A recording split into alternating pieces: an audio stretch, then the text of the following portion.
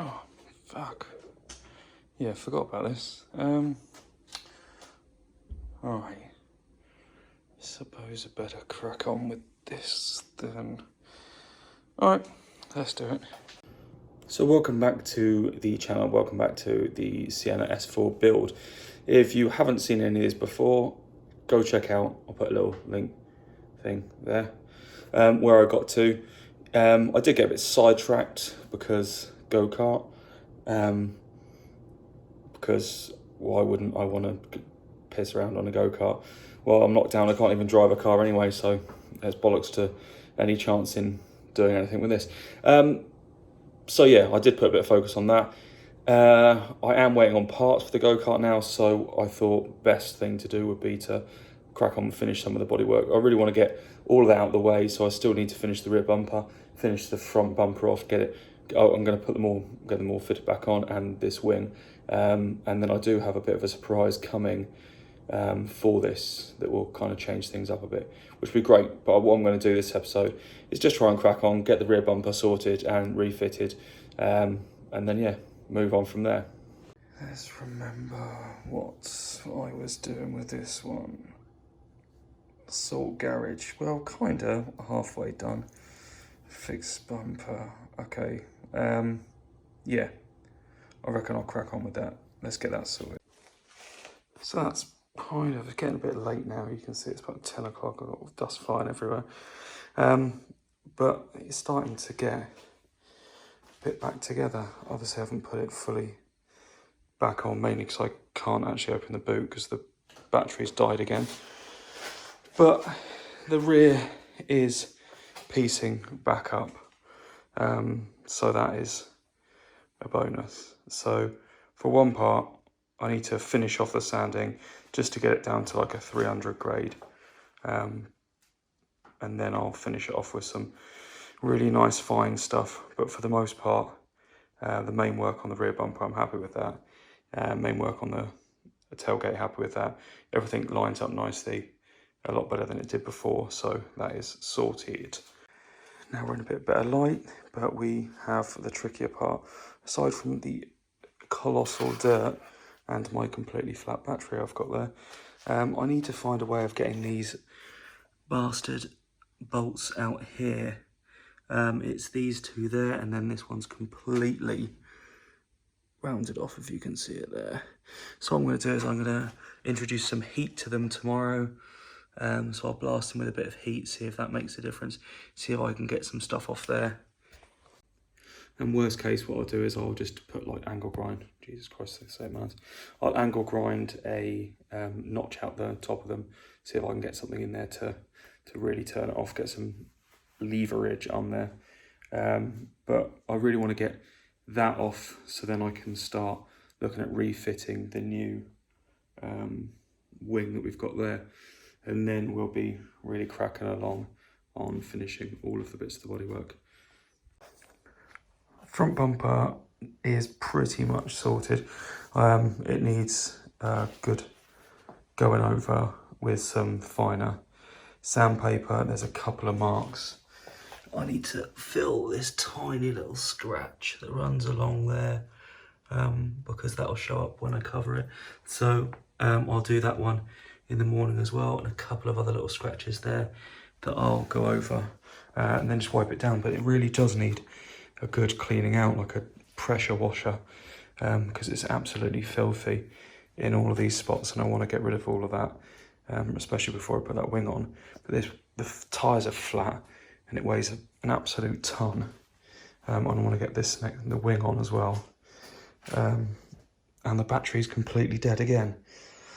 So that's a bit of a pain in the arse, but I'll knock it on there for today. It's 10:30, so I'm going to knock it on the head, and we'll come back when we've got some light and I can open these, and we'll see if we can make a bit more noise and get this wing back on. Main aim for tomorrow is really what I want to do, is try and get this wing back on and get it all lined up. Then I'll take, well, not that lined up actually, because I want to clean all this stuff out. So I want to get the wing on, get those bolts out. So then all I've got left to do is then I can finish the bumper off in the rest of the day. And then I think bodywork wise, we should be done, ready for the next stage. how many tools does it take, aside from myself, to get some stubborn bolts off? Many tools. To be fair, I just got these two off. This one with a lot of heat, whacked a load of heat behind it, nearly set the car on fire. Put that out, got the bolts out. This one, stubborn, pain in the arse. Tried to drill it out, didn't want to come out. Used the angle grinder, got the face off, managed to pry it off, and now I can actually just unscrew it. So I got the ground the whole head off it. Oh, yes. Finally, that one's off. That's been driving me nuts. So now I can actually get the wing back on. I won't do it fully in place, so it won't be perfect, because I do want to take it back off to clean this on. I won't do the alignment, but it's a beautiful day outside. I've got as well, when I get the wing back on, that'll be perfect, because at least that'll be kind of everything pretty much sorted. Then I'll go around and tart things up. And I had these things, they're Wisp aero bars, I think they're called, and they were the kind of first before any other company came out with any aero bars. I drive with a roof box on quite a lot, so these were perfect. But the problem is, they've been on there for about 7 years, and these just didn't want to come off. So they were stuck really hard to these, and I couldn't get them out. In the end, I just ended up tapping them, because the car actually goes, the roof bars kind of get smaller at the end. So I ended up tapping them with a big mallet. It wasn't, it was a sledgehammer. I sledgehammered them off, got them out. And what I'm going to do is, because, well, I suppose I can say now, once all of the stuff is done, I'm going to be wrapping this new colour. So I want to take these roof bars off, and I'm going to have to take this off as well, so I can get access to under here and wrap the entire car. I was tempted to leave the top black, but we'll see.